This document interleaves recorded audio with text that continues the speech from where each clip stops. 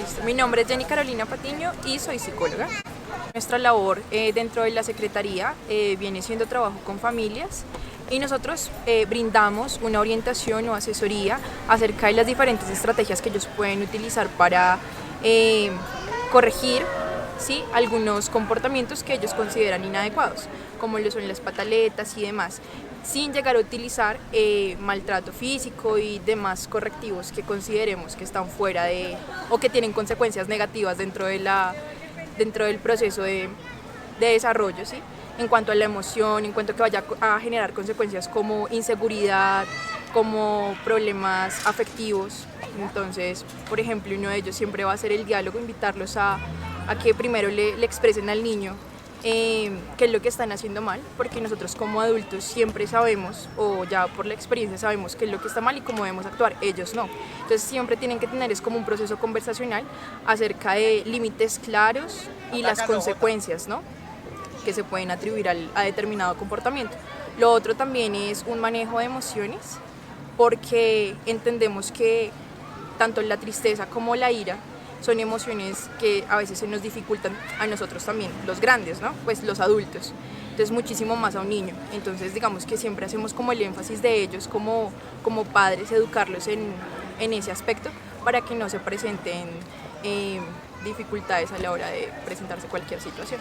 Nosotros como padres y adultos somos modelos comportamentales para los niños, entonces básicamente ellos van a copiar ciertas reacciones que nosotros tengamos. Por ejemplo, nosotros nos enojamos porque nos pasó algo en el trabajo y llegamos y el niño nos ve con la reacción exacerbada, que tiramos las cosas, que de pronto le pegamos a nuestra pareja. Ellos están observando todo eso.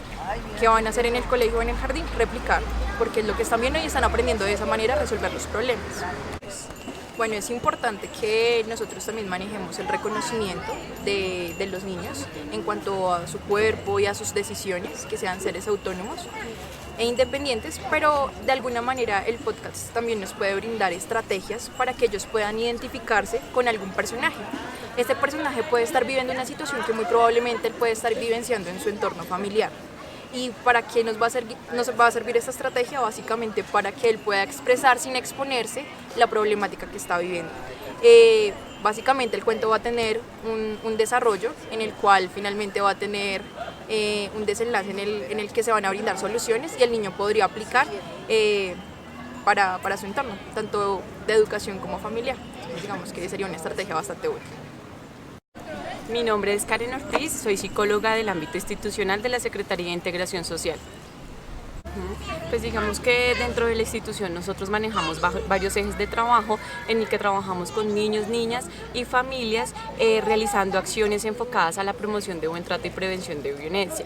Cada una de estas acciones pues están dirigidas bajo un currículo de familias en el que pues trabajamos sesiones con familias enfocadas a la protección de la niñez y a cómo ellos desde el hogar pueden brindar esta protección y fortalecer todo el tema de vínculo afectivo con los niños.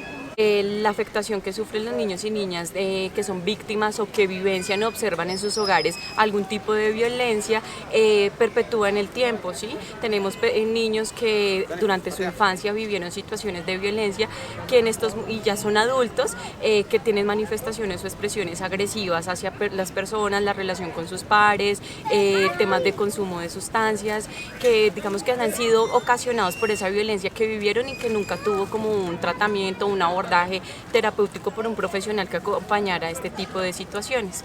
Entonces sí se ven muy afectados. Creo que la niñez requiere una intervención oportuna en entornos educativos donde puedan, digamos, tener herramientas para la resolución de conflictos y para poder, digamos, que solucionar de manera adecuada todo lo que está ocurriendo en el contexto social, no solamente dentro de sus familias, sino también en el momento en el que se desenvuelven en colegio, con sus amigos, con familiares, donde ellos se ven a veces agredidos o maltratados, pero esas situaciones llegan a perpetuar y a generar que sus conductas no sean apropiadas.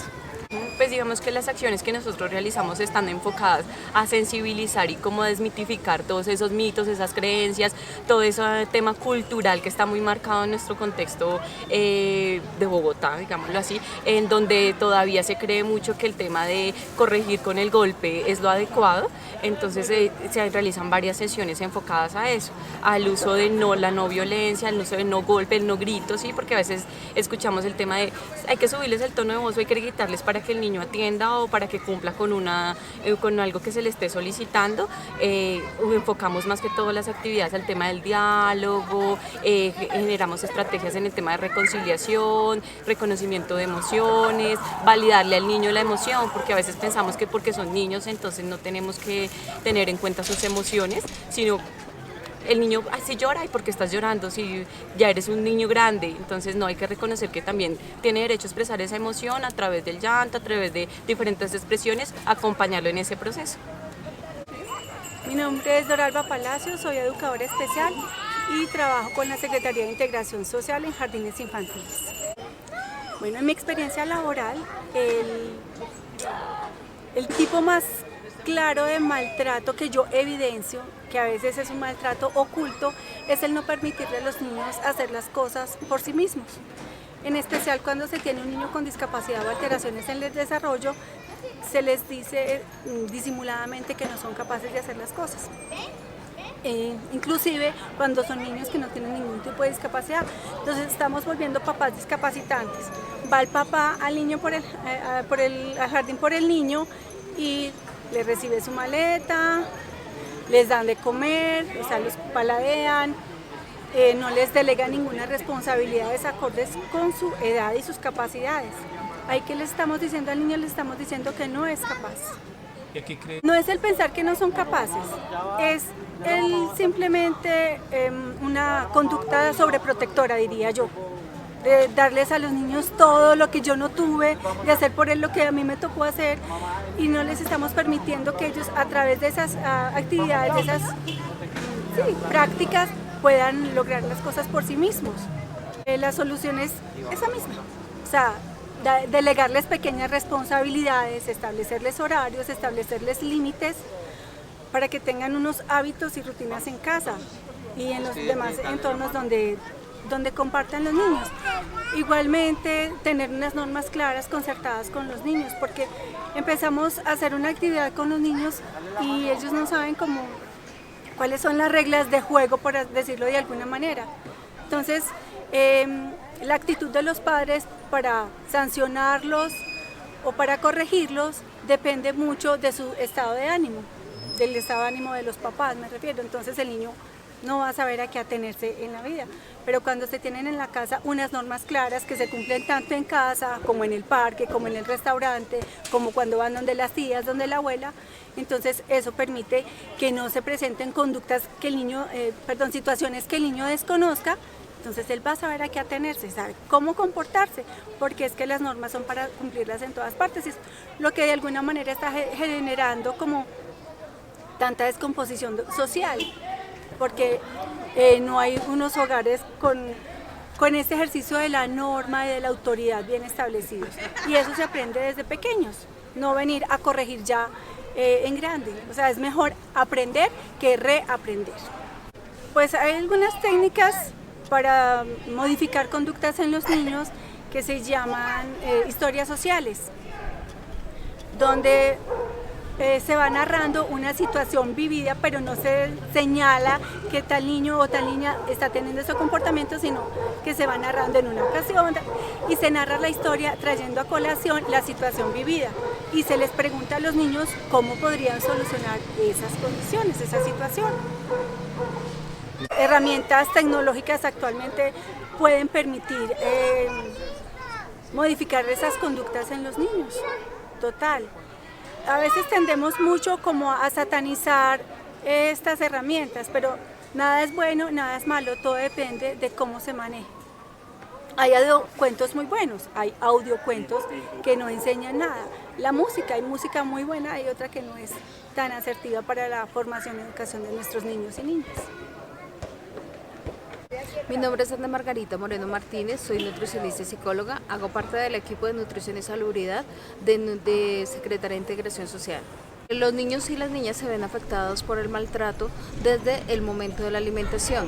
Actualmente, un niño que esté en malnutrición puede ser tomado como maltrato porque los padres no están cumpliendo con los derechos de los niños y las niñas y nosotros somos garantes de esos derechos. Desde la parte nutricional se evidencia que un niño es maltratado cuando empieza a aumentar de peso, a comer más de lo que el niño necesita o a dejar de comer. Eso se puede ver cuando el niño es maltratado, bien sea en la casa o bien sea en la institución educativa. Ellos empiezan a evidenciar cambios como mantener la comida en la mejilla, acumular o escupir la comida y dejar no estar consumiendo los alimentos que él necesita para mantenerse vivo. También se evidencia cuando ellos están tristes en el momento de la alimentación y rechazan ciertos alimentos. Cuando uno empieza a indagar se da cuenta que ellos están sufriendo bien sea maltrato en el colegio o dentro de la familia. El niño cuando está en el colegio se evidencia que es maltratado cuando él en el momento de la alimentación siente llanto, siente rabia, siente desesperación y uno empieza a darse cuenta que puede ser que la docente o la persona que le está dando el alimento es agresiva en el momento del ofrecimiento.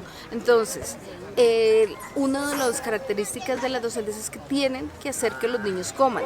Para eso, todos los niños no tienen los mismos tiempos.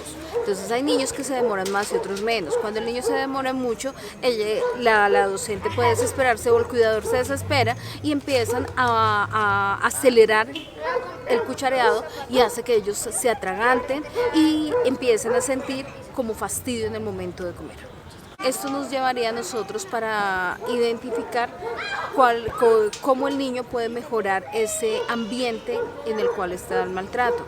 También nos puede ayudar en el momento que los padres, los cuidadores conozcan cómo prevenir ese maltrato y empiecen a generar un buen trato con los niños y mejorar su alimentación, mejorar su forma de actuar e interactuar con los demás al tener un buen trato.